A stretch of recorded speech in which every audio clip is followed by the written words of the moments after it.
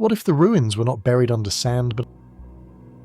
The likely answer is an earthquake. Under the shallow edge of Lake Issyk-Kul, archaeologists have mapped a medieval Silk Road settlement that appears to have gone under the water in the early 1500s.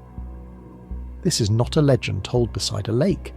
The Russian Geographical Society reported buildings, wooden beams, a millstone, ceramic vessels, and a Muslim cemetery in water only 1 to 4 meters deep.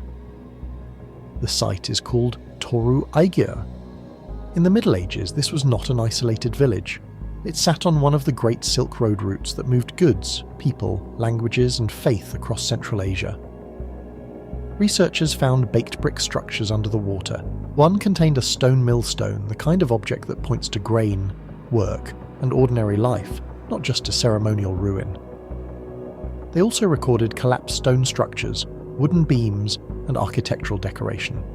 The public building may have been a mosque, a bathhouse, or a madrasa. Then comes the disaster.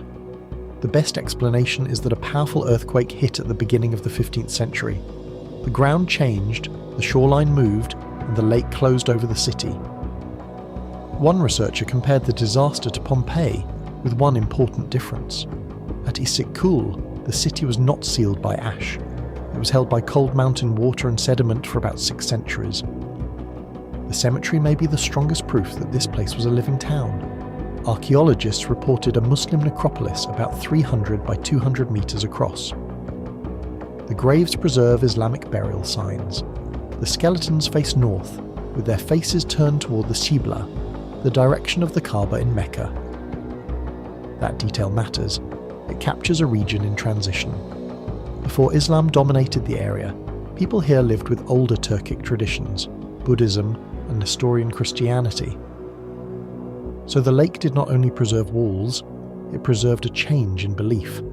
A trade city became a religious snapshot frozen at the edge of the medieval world. The 2023 and 2024 underwater studies also found brick medieval buildings, kiln complexes, ceramic fragments, animal bones, slag, and a preserved cultural layer on the lake bed. That is why this story is bigger than a lost city. It is a method. Shallow water archaeology can recover the human past in places we usually ignore. And the site is still in danger.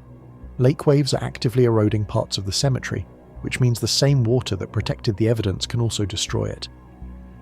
A city can disappear without becoming myth. Sometimes it waits under a few meters of water, close enough for sunlight to reach it, but far enough for history to forget it. The uncomfortable question is not whether Issyk-Kul hid one town. It is how many other coastlines, lake beds, and drowned roads are holding pieces of the past we have not learned how to read.